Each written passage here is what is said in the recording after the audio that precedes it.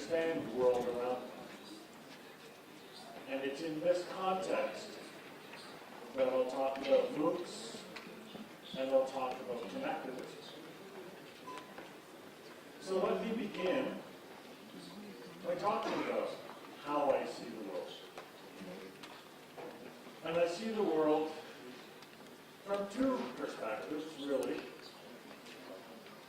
On the one hand, there's the world out there. It's all of you. It's the trees, it's the forests, it's the cities, the villages, the cosmos. It's people, ideas, things, all connected together. And on the other side, it's myself. I see the world with my brain, with my mind.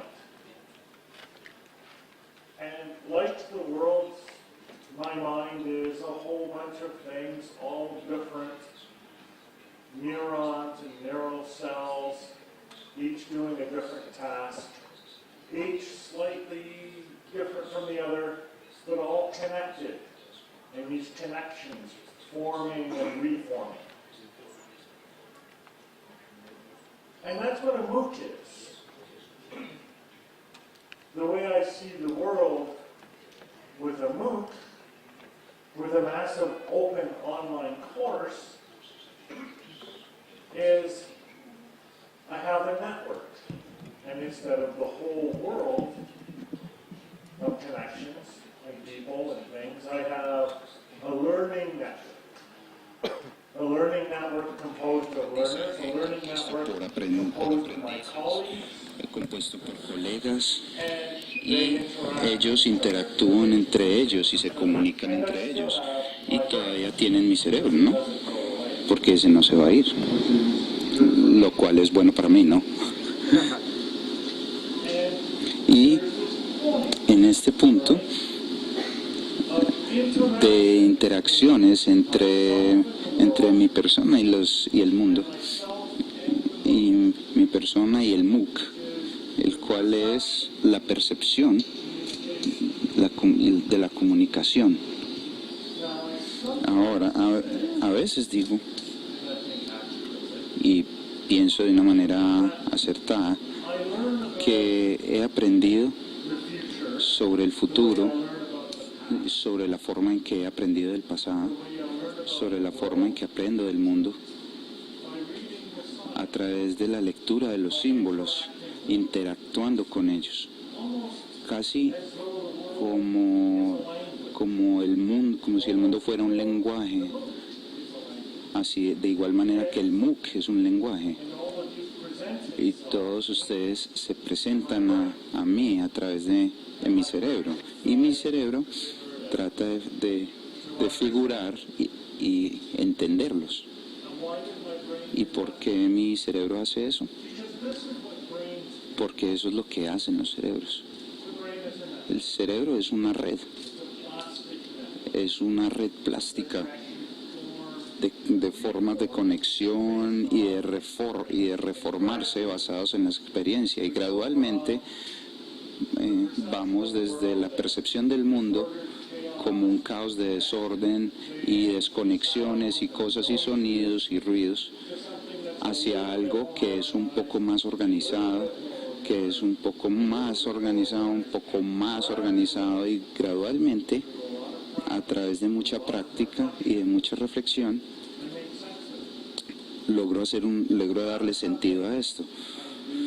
No es algo que hago a través de un acto de voluntad. No me levanto en las mañanas y digo, hoy voy a entender la física, porque así no es como funciona. Es algo que ocurre gradualmente, naturalmente, orgánicamente. Es mi cerebro intentando entender el mundo de la única forma en que puede hacerlo, a través de la activación de neuronas, y a través de esas acciones haciendo la conexión entre las neuronas. Así es como yo veo el mundo. Gracias. No me resistí a decir eso. Así que hablemos sobre lo que sobre lo que les acabo de decir. Si pensamos de todas estas interacciones entre mi persona y el mundo, entre mí mismo y ustedes, y todas esas diferentes formas como un lenguaje, entonces participar en un MOOC, participar en cualquier cosa, es simplemente una forma o un tema de comunicación, y la comunicación requiere lógicamente literatura. Si puedo decirles, la literatura es una condición para la posibilidad de comunicarse, pero pues no estoy en este tema, soy más como David Hume, así que diría algo como: estos son los métodos o los hábitos al que un cerebro conectado cae, ¿no? En el que cae. Estas son las formas en las que nosotros aprendemos a comunicarnos con nosotros mismos y con el resto del mundo. No hay nada que sea pues necesario de ellos, pero es una forma pues de mirar la comunicación, y es una forma de mirar el cómo entendemos. Yo llamo a esto las literaturas críticas, porque me gusta colocar palabras, y en inglés puedo decir eso, que estas, por así decirse, literaturas son críticas o esenciales. O de otra manera puedo decir que estas literaturas son formas de ser crítico, son formas de interrogar y de mirar al mundo. Así que hoy voy a hablar de los MOOCs el día de hoy, y voy a hablar sobre conectividad, y voy a hacerlo desde la perspectiva de estas formas literarias, a través de del sintaxis, de la semántica, de la pragmática, de la cognitividad, del contexto y del cambio, y hablar un poco de cada una de estas cosas y de qué tratan en término general. Y luego hablaré sobre lo que nos dice de los cursos abiertos masivos en línea, y qué nos dice sobre aprender en línea. ¿Qué tal eso? ¿Cómo les parece? Me gusta hablar, ¿no? Tengo muchísimas otras presentaciones, y de pronto puedo hablarles... no, mejor no. Leí un libro hace poco, no, mentiras, no. Bueno. Hablemos del sintaxis, porque esta es la parte de la literatura que todo el mundo le fascina, ¿no? Es la parte al que todo el mundo se enfoca, ¿no? La sintaxis es la estructura, es la forma. La sintaxis es la forma en que las cosas físicas se acomodan entre ellas. Tengo el mouse conectado, ese mouse tiene una forma, ese mouse o la conectividad cabe dentro del computador, en teoría. Eso es sintaxis. Generalmente las personas hablan de la sintaxis como reglas, pero sería equivocado pensar de esa manera sobre ello. Creo que esas reglas y esos principios son una forma muy sesgada de entender el mundo. Alguien me puede describir el mundo en términos de reglas o de principios o de las leyes de la naturaleza. Me pregunto qué pudieron haberse perdido. Hay muchísimas formas de estructuras en el mundo. Hay formas, hay triángulos, círculos, hay distintos arquetipos que tal vez algunos han pensado, ideas plutónicas, hay cualquier tipo de abstracciones que nosotros sacamos del mundo, que como lo saben los artistas, o existen muchísimas formas de abstracciones que se pueden sacar del mundo. Son reglas, de alguna manera, son reglas que nosotros creamos, porque nosotros podemos crear nuestras reglas, creamos nuestra propia gramática. ¿O será que la gramática es una abstracción que hemos encontrado en el lenguaje? ¿O será la sintaxis lógica, la estructura que nos han impuesto dentro de las reglas de la lógica? Hay reglas que no son formales, Hay reglas que se utilizan para procedimientos, para reglas, para procesos, por ejemplo, como sacar un bombillo o volverlo a poner, regularidades, los principios de la sustitución. Podemos decir que X es igual a 3 o X es igual a 4, eso es un patrón, es una regla. Es una similaridad, y las similaridades, cierto, por ejemplo, Brett y Red tienen el mismo color de cabello, pueden ser formas. Así que las propiedades, qué principios, qué operaciones podemos entender en los MOOCs y en el aprendizaje en línea en términos generales. Bien, históricamente, esto es donde la teoría del aprendizaje ha comenzado. Aquí es donde ha empezado la teoría de la educación. En la ciencia, para muchísimas personas, por muchos años, ha sido el acto de buscar reglas y principios en el mundo. Y la historia de la tecnología de la educación es la historia de esa ciencia. Así que tenemos, por ejemplo, formas de comportamiento, la ciencia del comportamiento, estimulaciones, respuestas, ¿cierto? Correr detrás del sonido de una campana, identificar las reglas para poder moldear los comportamientos o los ideales de la sociedad, donde nadie tiene una conciencia libre. De ahí nos movemos al instructivismo y a la idea de que el instructor puede mostrarles cosas como ejemplos trabajados. Si les digo cosas lo suficiente, ustedes lo van a recordar. Eso no es un accidente, de hecho eso funciona. Es la base para la propaganda, ¿no? La pregunta es, ¿también será la base para un sistema educacional? Las teorías de aprendizaje, el cognitivismo, la importancia de los modelos, la importancia de la comprensión, la idea de aprender no es simplemente recordar, sino también entender, crear una perspectiva del mundo, un marco del mundo, una perspectiva. Sabemos que aprender algo es más efectivo y más fácil si tenemos un mecanismo para ponerlo en algún tipo de estructura o organización. Y luego viene el constructivismo, que nos trae la idea de crear nuestro propio aprendizaje, crear estos modelos para nosotros mismos desde el punto de vista individual de cada uno de nosotros. Yo critico muchísimo estas teorías, porque me parece que en muchísimas formas importantes están equivocadas, pero también tienen en cosas muy importantes cosas correctas, porque todas identifican principios y reglas en el aprendizaje. Pero veo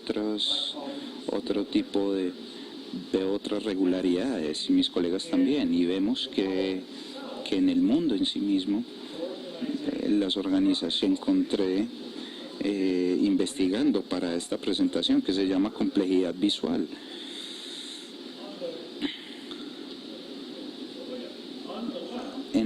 A la izquierda, en la parte roja, vemos una red neuronal. Eso es dentro de un cerebro.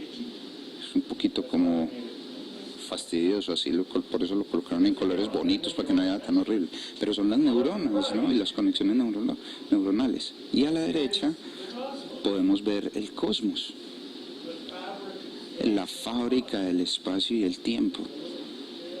Hay una pequeña escala ahí que, pues bueno, no se puede ver muy bien, pero esos son el número de galaxias a través de todo conectadas. Todos los dos tienen la misma construcción. El universo tiene una construcción muy parecida al del cerebro. Eso es bonito. No sé qué concluir de eso, excepto decir que hay algo importante sobre la forma en que las cosas están organizadas. Una pila de arena no es lo mismo que un castillo de arena. Un pedazo de arcilla no es lo mismo que un ladrillo. Un monitor roto no es lo mismo que una imagen proyectada de Richard Nixon. Las personas dicen que los seres humanos dicen que estamos hechos de $7.50 de materiales en crudo, desorganizados, pero realmente valemos mucho más que eso, ¿no? Y lo que es interesante de esto es que es no solo que la estructura la organización es importante, sino que estas cosas se organizan a sí mismas. Un cerebro humano, el cosmos, se organizan a sí mismos. Y podemos ver esto una y otra y otra y otra vez en la naturaleza. Los grillos saltando y cantando en la noche. Ellos empiezan cantando y saltando cuando quieren, pero en el tiempo cuando los empiezas a escuchar, todas empiezan en alguna ocasión se empiezan a unir con los demás grillos y empiezan a cantar juntas. O los metrónomos, que son los que hacen el clic, clic, clic, clic, clic, lo que utilizan los que tocan el piano para controlar su tiempo. Los ponen en una misma parte de madera y a la misma vez, si ponemos varios, van a estar sincronizados, ¿no? Estas entidades conectadas compran interacciones, compran expresión de los principios de las alfabetizaciones que se organizan. Eso está muy bien, ¿no? Así que eso es lo que construimos. No es nada más ni nada menos. Construimos algo que se llama un curso abierto masivo en línea. Esto fue en 2008. George Simmons, él estaba en la Universidad de Manitoba. Dave Cormier nos ayudó muchísimo. Él estaba en la Universidad del Príncipe Eduardo. Y teníamos una gran cantidad de personas, reprobados, los que no servían mucho. No, mentira, solo estoy probando al traductor.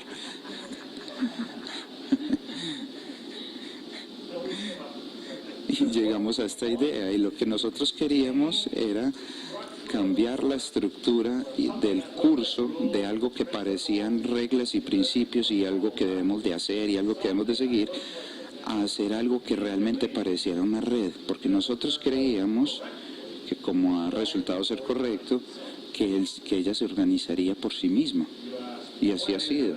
Me preguntan, ¿qué es entonces un curso abierto masivo en línea? ¿Cuál es la relación que tiene a las redes? ¿Cuál es la relación a la conectividad? Está en estos 4 términos. Esos son los principios, la sintaxis, si quieren. Masivo. Está estructurado como una red para que pueda crecer indefinidamente. Puede ser tan pequeño como un cerebro humano o tan largo como el cosmos.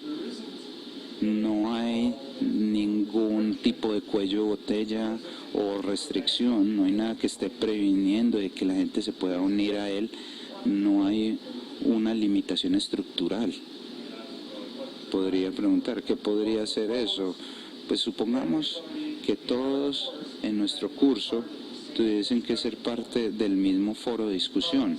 Probablemente lo han visto ya, ¿no? Bien, si estructuramos un curso de esa manera, hay un cierto límite al número de personas que podemos colocar dentro del foro de discusión. Supongamos que tenemos 150.000 personas. ¿Cómo creen que un foro va a funcionar con toda esa cantidad de personas? Bueno, pues lógicamente en un curso típico lo primero que colocaríamos nosotros es la presentación, ¿cierto?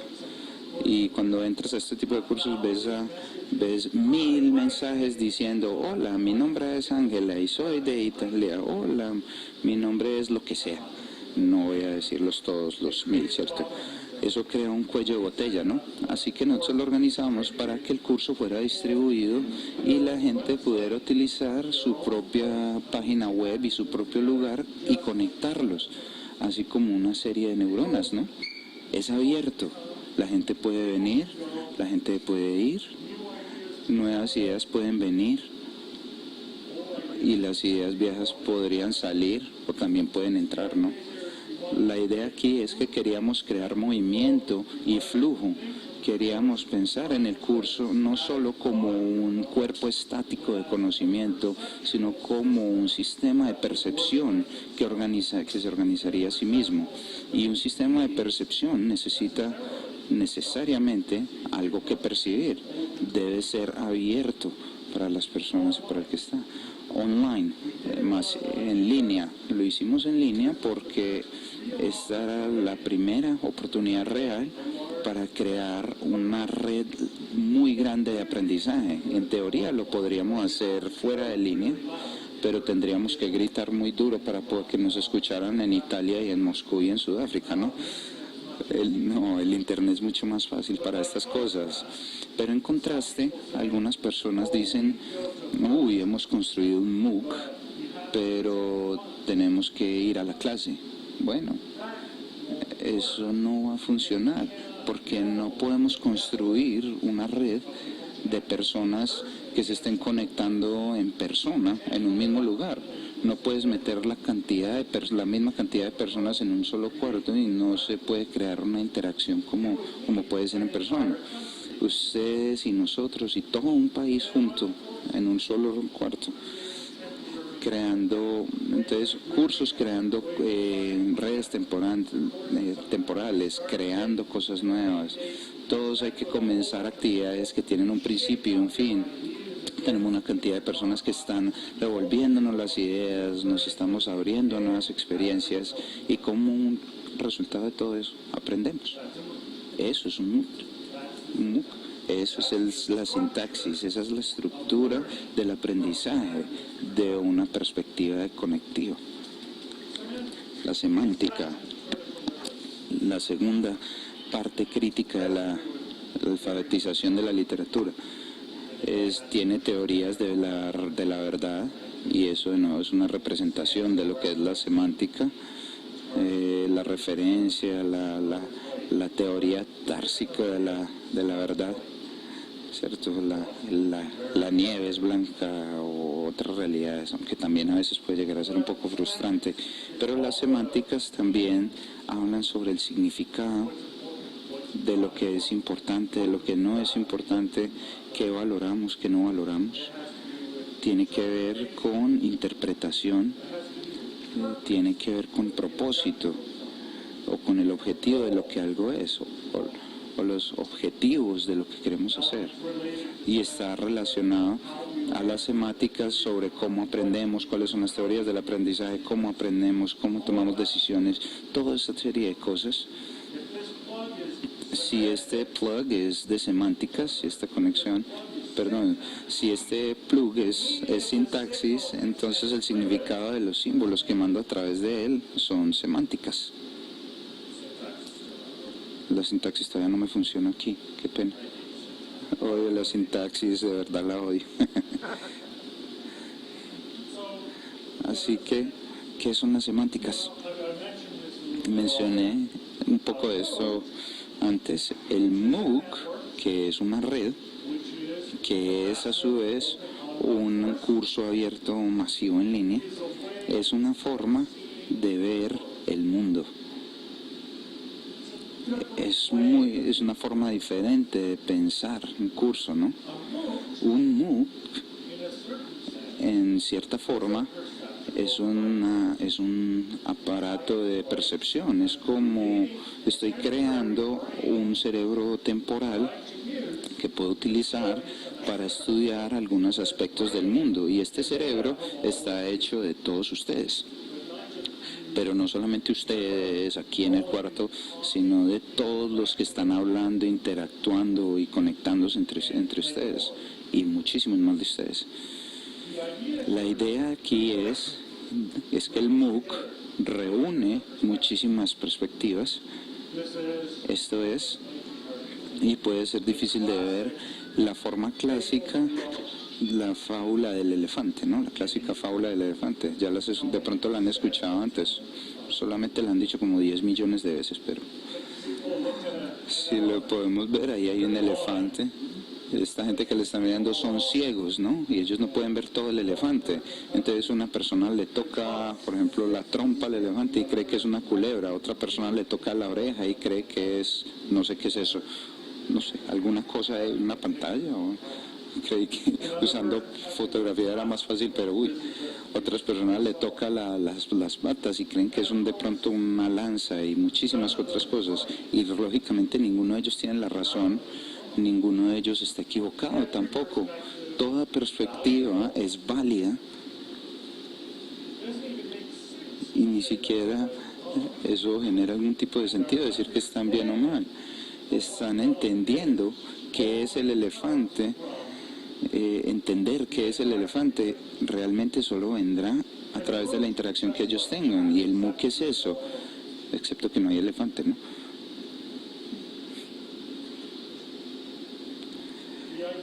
La idea aquí es que en el MOOC es que, aparte de lo que es un curso tradicional, el conocimiento no es transmitido de mí hacia ustedes, es creado.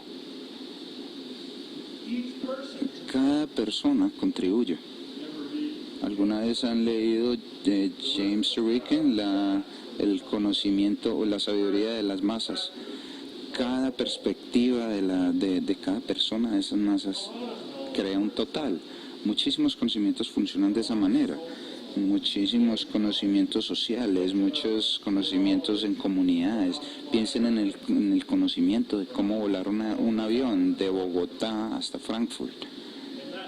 En ese conocimiento no está en un solo lugar, no está en una sola persona, está distribuida a través de muchísimas personas, y cada persona contribuye con su perspectiva.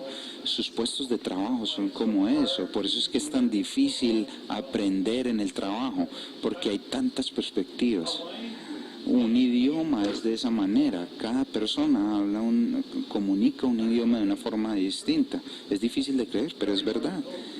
Todo el mundo sabe una serie de palabras distintas, y de igual manera cada persona contribuye, interactuamos entre nosotros, y luego el conocimiento emerge, y este es el conocimiento que se crea a través de la interacción en un MOOC. Y la idea acá es que el MOOC es sobre algo, es un sistema de percepción del mundo externo, pero que trae juntos toda esta cantidad de perspectivas para poder llegar a entender algo en un MOOC. Lo que nosotros aprendemos en un ambiente como estos depende de cómo interactuamos, depende de la estructura, de la calidad de la red. En mi experiencia he tenido algo que llamo la condición semántica, y la condición semántica describe lo que es necesario, lo que creo, porque todo es perspectiva, ¿cierto? Lo que es necesario para que una red funcione correctamente. Ahora, por supuesto, esta condición semántica no es solamente crearlo, es lo que yo creo, es el resultado de muchas personas en muchos años observando redes, observando sociedades, observando todo lo que interactúa y entendiendo qué es lo que las hace funcionar. Así que, ¿cuáles son los principios de una red funcional exitosas? Tengo 4. Creo que son acertadas. Vamos a probarlas de forma empírica, todo debería ser probado de forma empírica. Lo primero es la autonomía. Si quieren que una red funcione correctamente, cada individuo, cada neurona, cada persona, cualquier cosa, cada estrella en la galaxia decide o actúa de forma autónoma, de acuerdo a sus propias decisiones, a sus propias prioridades, a sus propios intereses. Y eso es, de nuevo, Suriki identifica que hay una necesidad de que haya autonomía. Si no hay autonomía, todo el mundo va a terminar aprendiendo o sabiendo lo mismo, y entonces no hay aprendizaje real. La segunda condición sería la diversidad. Cada persona tiene sus propios valores y metas. Cada persona está construida de una forma un poco diferente. Cada persona utiliza herramientas distintas. Cada persona tiene una perspectiva distinta. Es la diversidad que nos permite obtener nuevo conocimiento, nueva cultura, nuevo significado y nuevos valores para ser creados. Lo abierto, ¿no? La red debe permitir de que nueva información entre, debe ser capaz de actuar y comportarse, debe permitir que entren nuevos miembros, debe permitir que miembros que existen en el momento puedan salir, porque El aprendizaje solamente ocurre cuando hay plasticidad, cuando la conexión entre las distintas entidades se forman y se forman y se reforman, se juntan, se separan, basadas en la experiencia. El ser abierto es necesario para que eso ocurra. Y finalmente, la interactividad en sí mismo. Las entidades en la red tienen que ser capaces de comunicarse entre uno y otro, ¿no? Y volvemos otra vez a los 5 principios o 6 principios de la famosa de la alfabetización literaria, ¿no? Donde empezamos otra vez como el perro que trata de perseguirse a la propia cola, ¿cierto? Cuando explico algo siempre regresa y nunca tenemos una forma lineal en estos aprendizajes. Tenemos muchísimas partes interactuantes en esta teoría, porque la teoría es una red. Lo pragmático. Pragmático se refiere al uso de algo, se refiere a las acciones, se refiere a los impactos. Gail Austin solía hablar sobre los actos de hablar, cómo decimos cosas con la comunicación. No podemos decir cosas con palabras. A veces utilizamos palabras para decir sí, lo haré. Eso fue una acción, tiene consecuencias. Cuando digo acepto, por ejemplo, en un matrimonio, más bien voy a decir algo distinto para no asustarlos.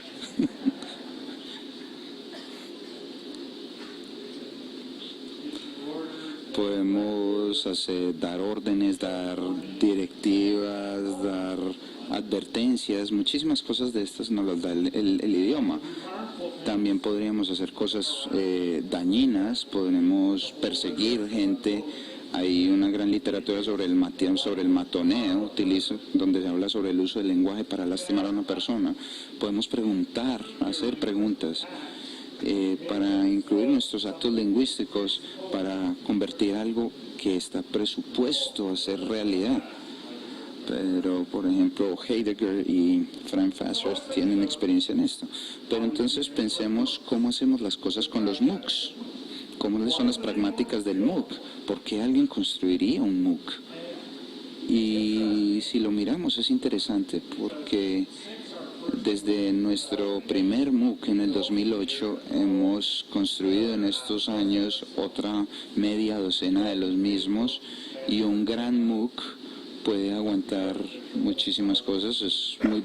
Tenemos un MOOC basado en inteligencia artificial utilizado en el norte, y el concepto explotó y se volvió muy popular. Fue estructurado un poco distinto, pero no importa, todo es lo mismo, cursos abiertos masivos en línea, y ahora hay MOOCs, cientos de MOOCs, probablemente miles de MOOCs alrededor del mundo. ¿Y por qué estas instituciones, porque generalmente son instituciones, por qué las ofrecen? Bueno, miramos el mundo y nos damos cuenta de que hay muchísimas razones, pero estas son 4 que he identificado. Una de ellas es cumplir con la misión de la universidad o del colegio, y es educar. Un MOOC es muy útil para educar porque puede ser mucho más que simplemente decir.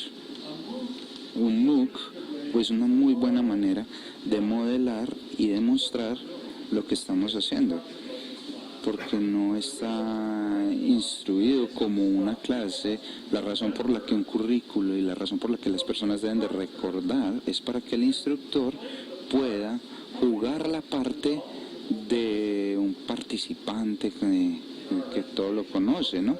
En nuestros MOOCs, en nuestra forma de conocer de MOOC, yo juego el papel de un educador, ¿cierto? En una filosofía, yo sería el filósofo, ¿cierto? Y de hecho hago filosofía.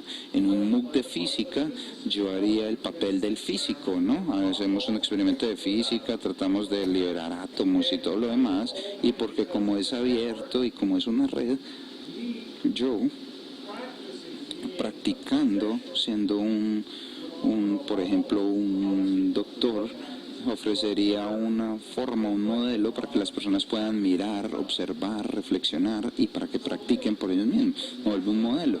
Un MOOC, especialmente el MOOC que nosotros creamos, ofrece una función educativa. hace muchísimo más que eso, por supuesto, informa. O podemos utilizar un MOOC para que cuente historias. Parte de las razones por las que George Simmons y yo creamos el primer MOOC era para explicarnos a nosotros mismos, porque nadie entendía lo que era el conectivismo en aquel tiempo. Así que nosotros dijimos, está bien, vamos a mostrarles lo que es los vamos a demostrar con un MOOC. Y el MOOC es lo que el conectivismo es. Así que no lo utilizamos solo para educar, sino también para informar. Las instituciones han utilizado los MOOCs para promover cosas, para promover ideas, para promover una forma de vida. Hemos construido un MOOC con la Organización Internacional de Francofonía, la OIF. Eso fue otra prueba para el traductor, solo para divertirme.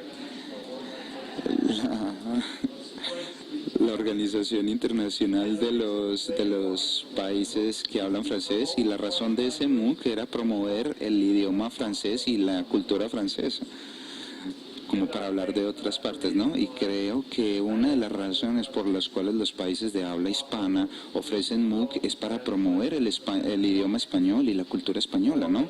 O en el caso de ustedes, el idioma colombiano y la cultura colombiana, ¿cierto? A veces los idiomas pueden ser distintos entre los mismos países hispanos. Otra razón por la que las compañías y las instituciones ofrecen el MOOC es para reclutar, ¿no? Y a veces esto es bueno, otras veces no es tan bueno como, puede que no mucho. Una universidad como el MIT o Harvard va a ofrecer un MOOC para que las personas puedan tener como un saborcito, una prueba de lo que es la educación de MIT y de Harvard, y para poder desarrollar un apetito por él, para el estudiante. Así que te ofrecen el MOOC gratis y nos recluta por primera vez, y lógicamente ya te va a reclutar y te va a pedir otras condiciones para el aprendizaje más tradicional.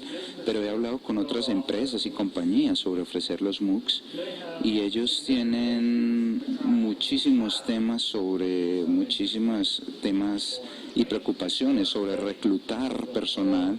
Hay personas que no saben que existe, de pronto el entrenamiento, otros temas, y yo les digo, si quieren reclutar más personas a su compañía, ofrezcan un MOOC.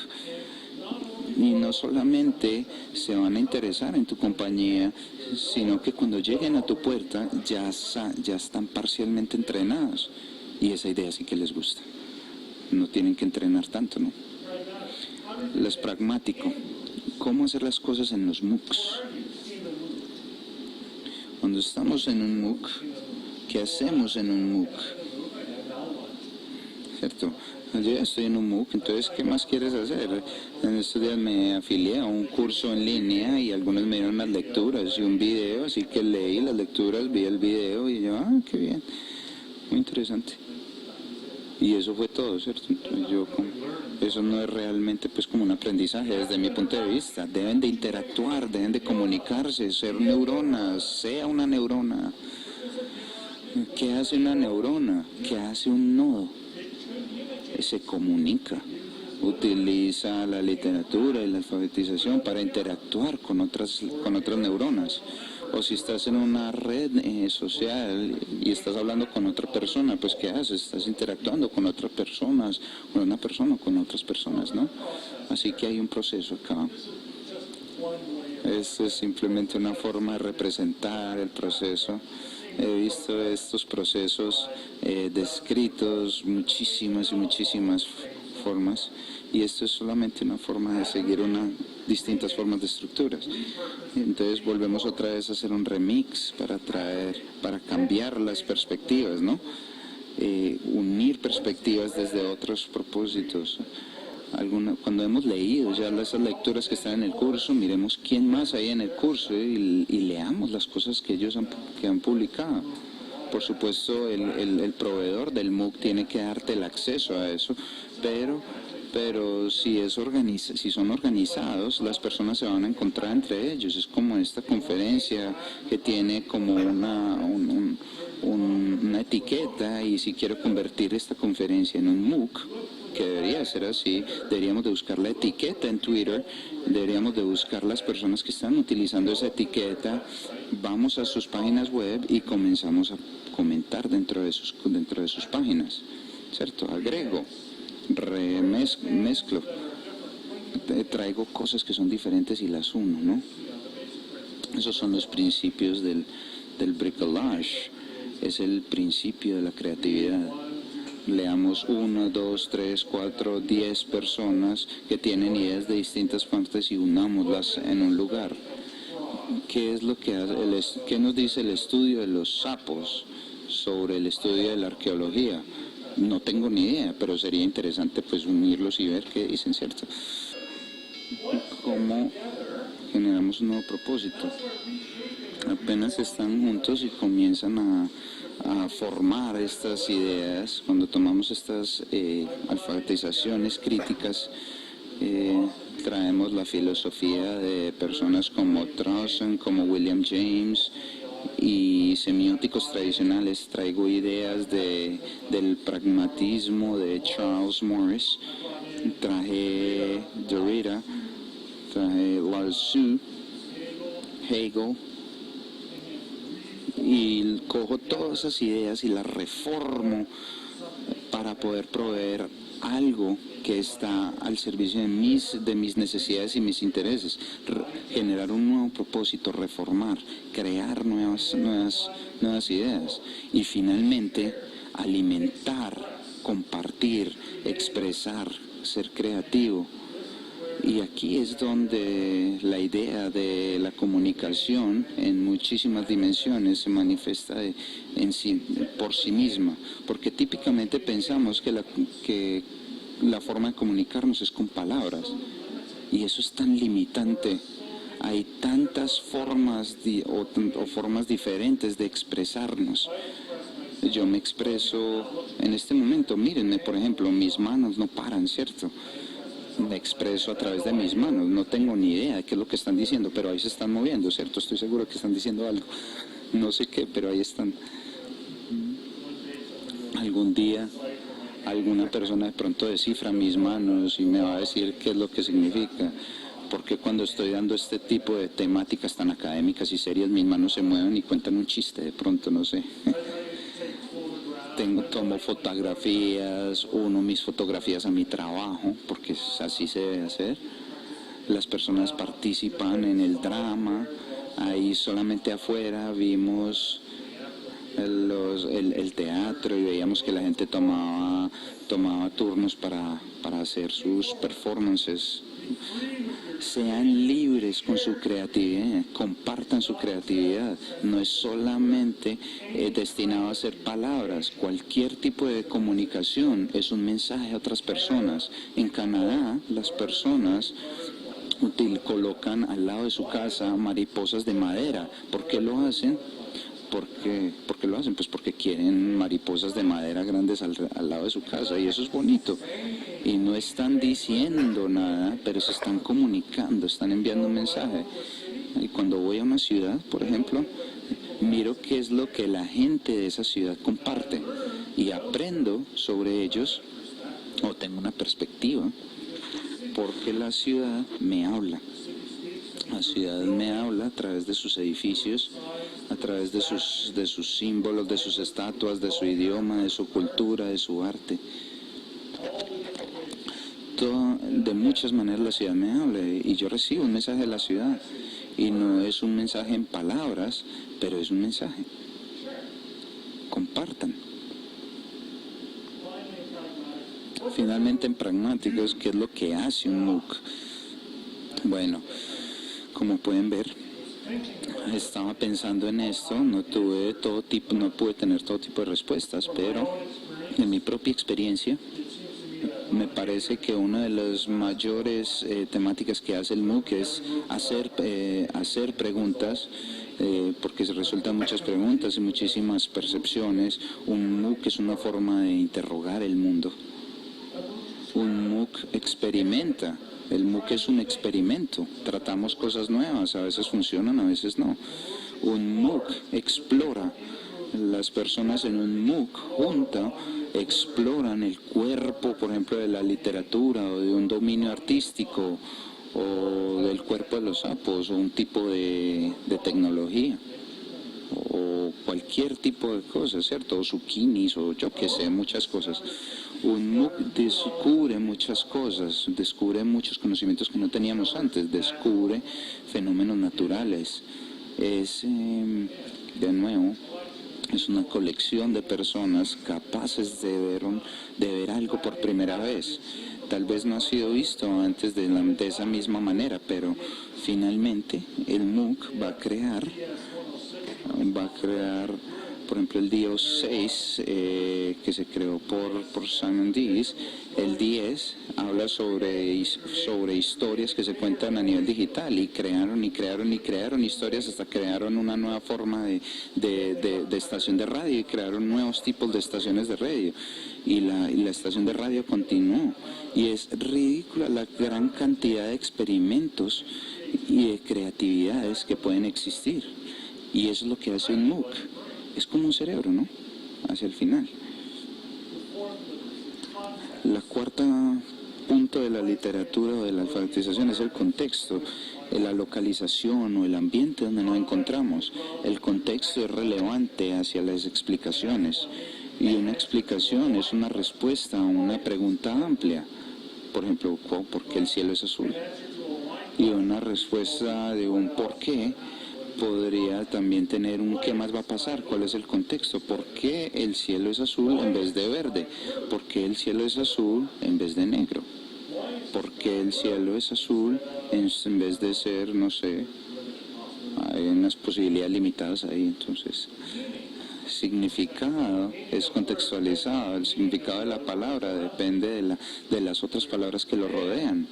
Para un hombre, el significado de la palabra pan puede ser una, o también el color rojo puede ser para el hombre algo, pero para su esposa el rojo puede significar algo muy puntual, y lo digo desde mi experiencia.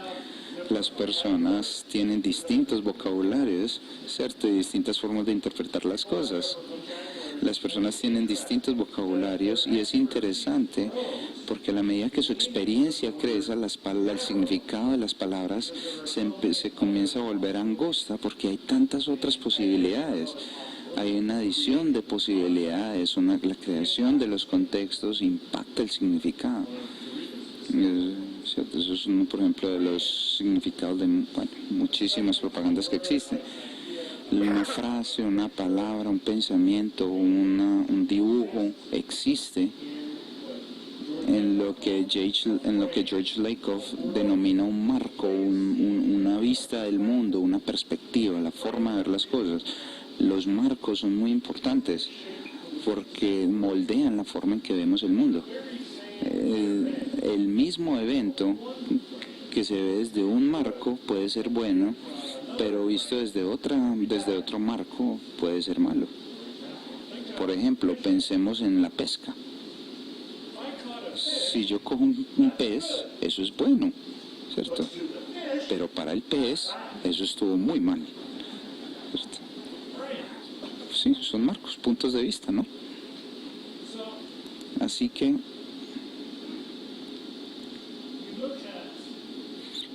si vemos a los MOOCs y pensamos en el aprendizaje y miramos las cosas que, por ejemplo, me saltan directamente a mí, es que antes del Internet la posibilidad de aprender eran demasiado angostas y después del Internet se comenzaron a ampliar. Habían tantas posibilidades para aprendizaje, así que el significado de cada individuo para el aprendizaje se ha vuelto más angosto, por así decirlo, ¿cierto? El Internet se ha convertido en una forma en que la comunicación sucede dentro de las redes. Es un mecanismo de comunicarse para crear nuevos tipos de idiomas, de culturas, para que las personas se autoorganicen para entender el mundo a través de su propia perspectiva. Y eso lo hemos visto una y otra vez pasando en el Internet. Fuera de la educación, ¿cierto? El contexto en el que trabajamos es un contexto en el cual en el que hay muchísimo software, ¿cierto? Donde las comunidades de programadores de software se reúnen y crean aplicaciones increíbles que no existen en ninguna otra parte y se comienzan y ya automáticamente se empiezan a reunir y ni siquiera les pagan a veces, ¿no? La comunidad en la que nos encontramos es una en la que encontramos, por ejemplo, lugares como Napster. Para los que son jóvenes, el Napster es un sistema muy bonito donde alguien pone toda su música en línea y otra persona las puede descargar gratis. Eso no duró mucho, ¿no? El Napster no duró mucho, pero la idea ya había quedado allá, ¿no? Y una vez la idea sale, por ejemplo, en la red, ya no lo puedes volver a guardar. Tú no puedes desaprender Napster ni ningún otro sistema cuando ya se ha publicado. El contexto, ¿dónde puede ocurrir el aprendizaje? Nuestra concepción tradicional es que el conocimiento tiene lugar en una institución de aprendizaje. Y ahora sabemos que el aprendizaje puede pasar en cualquier lugar. El Internet nos permite, por ejemplo, concebir o imaginar aprendiendo en el lugar de la web o, por ejemplo, aprender en nuestros trabajos. Y no va a aparecer una clase, lógicamente no va a aparecer una lección, va a aparecer una red, porque el lugar trabaja como una red. Así que comenzamos a ver, mirando el contexto, que podemos dirigirnos a temáticas en distintos dominios simplemente mirando nuestra forma de entender y aprender. Podemos, por ejemplo, hablar sobre el problema de las habilidades y las comunicaciones, tomando en cuenta los principios de la Internet y llevándolo, por ejemplo, a nuestro lugar de trabajo y su organización, por ejemplo. Entendemos que el aprendizaje funciona mejor justo cuando está a tiempo, que cuando si necesito saber algo y le preguntamos a alguien, ¿quién sabe? Más que tener algo memorizado 5 años después en un libro por si de pronto lo voy a necesitar, ¿no? Ya la red nos provee conocimiento continuo. Y desde la perspectiva del que está facilitando el conocimiento, entendemos que las personas se pueden autoorganizar y aprender por sí mismos para que nosotros no tengamos que proveerlos de aprendizaje, sino que les apoyamos simplemente las redes a los que se están formando ellos para formar. Pero eso también es una lección que podemos aprender como una sociedad y como un sistema educacional completo. Tradicionalmente creemos que el rol de la universidad es proveer conocimiento y aprendizaje, pero el contexto nos dice que la gente está haciendo eso por sí mismos en estos momentos. Así que, ¿cuál es el rol de la universidad? Puede ser únicamente apoyar el aprendizaje, apoyar estas redes, mejorar la diversidad, apoyar la autonomía y hacer mejores las redes. El quinto, el principio de lo cognitivo, el razonamiento, la inferencia, la explicación, son los conocimientos esenciales de lo cognitivo. Estos son los principios: la descripción, la definición, el argumento y la explicación. La descripción es la representación de algo, la definición es la identificación de los significados y de los términos, y hay muchísimas formas en que eso se puede percibir. La argumentación es la inferencia, es llevar conclusiones desde la evidencia. Y la explicación, como lo mencioné anteriormente, es proveer las respuestas a una pregunta de por qué. Este es el caso porque así es el caso, y lógicamente hay muchísimas formas de explicar. Así que, ¿qué tipo de cognitividad se lleva en los MOOCs? Algo de lo que muchas personas lleva del ambiente de hoy en día es el aprendizaje, los análisis del aprendizaje, y la idea es muy intuitiva y casi que lleva a llevar un sentido, y es cuando tomamos las acciones de un largo, hicieron una tarea, hicieron algún tipo de experimento, y luego aprender o descubrir de eso si aprendieron o no. Y utilizamos esos datos para hacer inferencias sobre lo que otras personas podrían llegar a aprender. Hay una gran variedad de formas de hacer esto. Es básicamente un análisis predictivo, es razonamiento inductivo en la base de eventos pasados, de que base de eventos pasados van a ocurrir eventos futuros. Hay muchas formas de ver ese tema. Sin embargo, lo que este tipo de sistema necesita es lo que llamamos gran data. Toda la información personal de las personas. Probablemente ya hayan visto esto. Por ejemplo, Facebook quiere saber todo sobre ti. Twitter quiere saber algunas cosas que Facebook no sabe. El gobierno quiere saber todavía mucho más y Google quiere todo. Y los bancos y las agencias de créditos y las empresas de seguros quieren esta información para que podamos hacer predicciones. ¿Y por qué hacen predicciones? Para que en cualquier intercambio que tengas con ellos, ellos ganen. Así que ahí hay un tema, ¿cierto? Ahí hay un problema de privacidad, hay un problema de control, de libertad. Y el reto de aprender analíticos es inferir si vas a triunfar o perder en estas tareas de aprendizaje. Es el reto de que esa información pueda funcionar en ventaja de la persona individual, en opuesto al entrenador o la corporación o el gobierno, lo que sea. Y esto lógicamente envuelve preservar la privacidad, preservar la autonomía, y regresamos entonces a los principios de las redes efectivas, ¿no? Aquí hay un área distinta, lo cognitivo, cómo podemos inferir de que alguien ha aprendido. ¿Cómo sabemos que alguien que quería convertirse en un químico se ha convertido efectiva y exitosamente en un químico?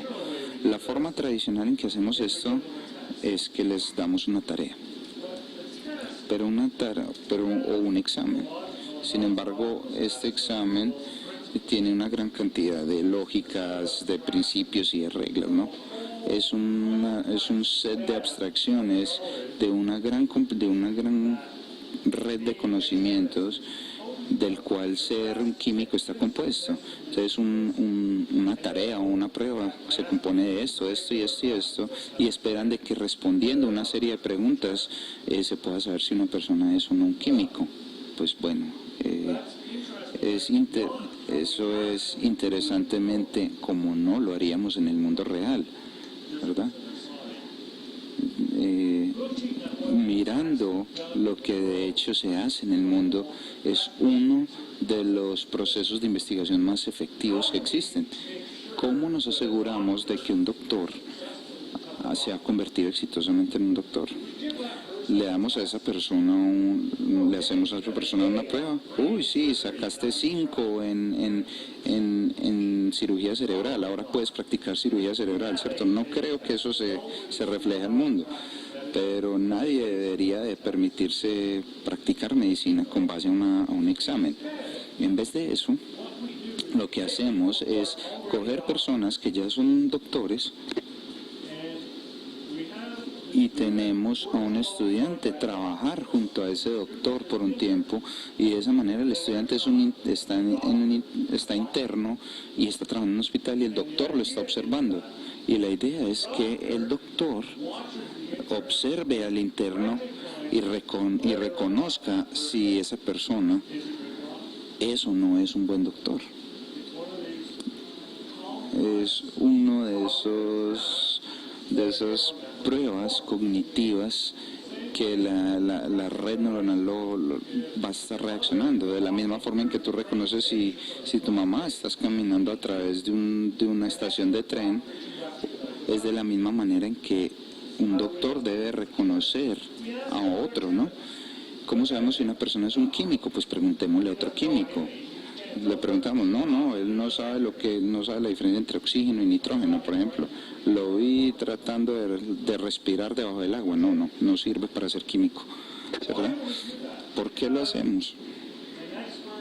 Porque un experto tiene una red neuronal que como experto reconoce el desempeño que se está realizando.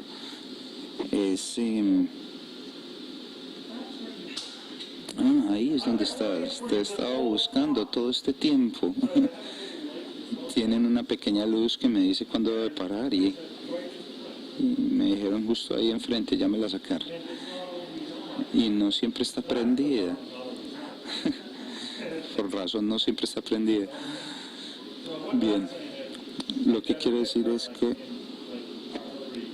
lo que me están diciendo es básicamente que termine rápidamente porque alquilaron el auditorio por un tiempo. No, mentira, no, solo es por molestarles.